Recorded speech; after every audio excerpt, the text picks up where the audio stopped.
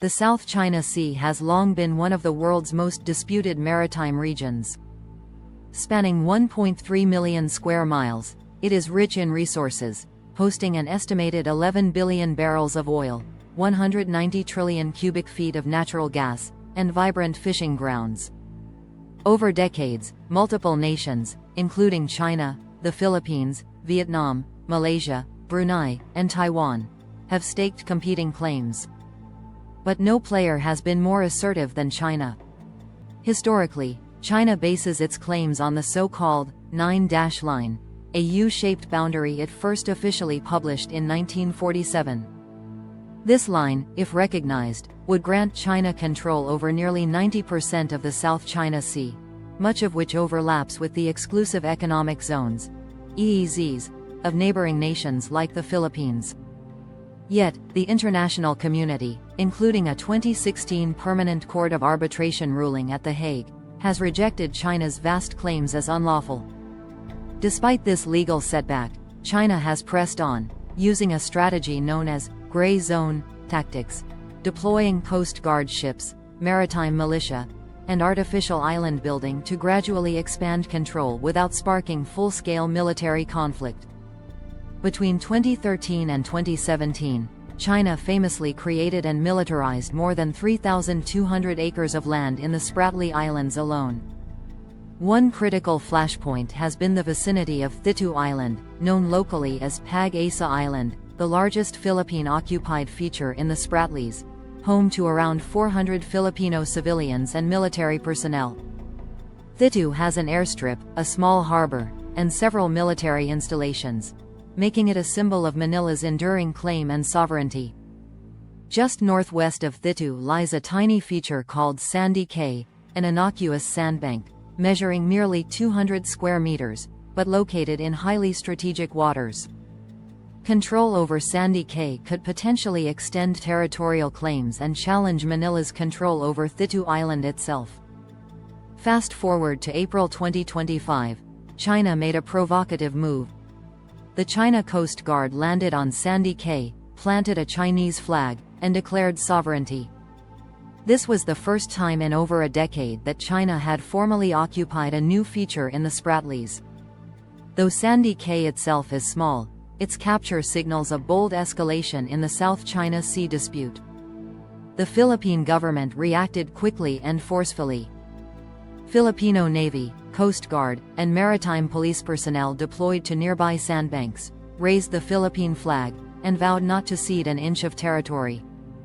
President Ferdinand Marcos Jr., already under public pressure to stand firm against Beijing, called the move a serious escalation. Interestingly, China's occupation coincided with the largest ever U.S.-Philippines joint military exercise, Balikatan 2025, involving over 14,000 troops.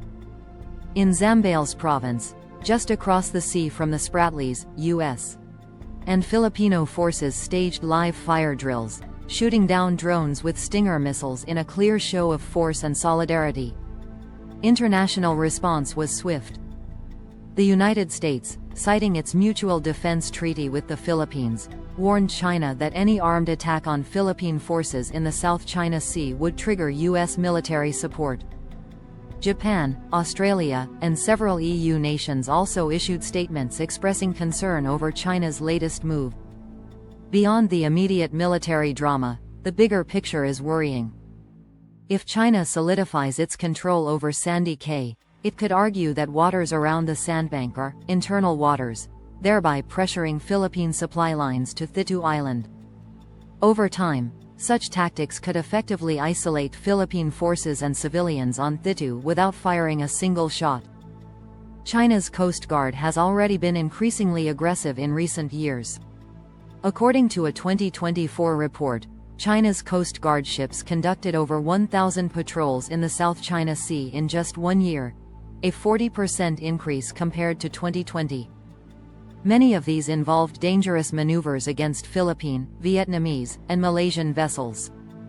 Manila, however, has not remained passive. Over the past 2 years, the Philippines completed significant upgrades to Thitu Island's runway, constructed a new seaport, and strengthened its garrison. In March 2025, the Philippine government also allowed U.S. forces access to 4 additional military bases under the Enhanced Defense Cooperation Agreement, EDCA. The strategic importance of these moves cannot be overstated. About 30% of global shipping, valued at $3.4 trillion annually, passes through the South China Sea. A permanent Chinese foothold near Thitu Island could threaten not only Philippine sovereignty but also freedom of navigation in one of the world's busiest maritime corridors.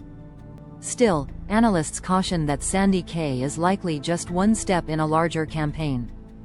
China's maritime strategy emphasizes cabbage tactics, surrounding contested islands with layers of civilian, coast guard, and naval assets to squeeze out rivals slowly and methodically, without provoking open warfare. As April 2025 draws to a close, the future remains uncertain.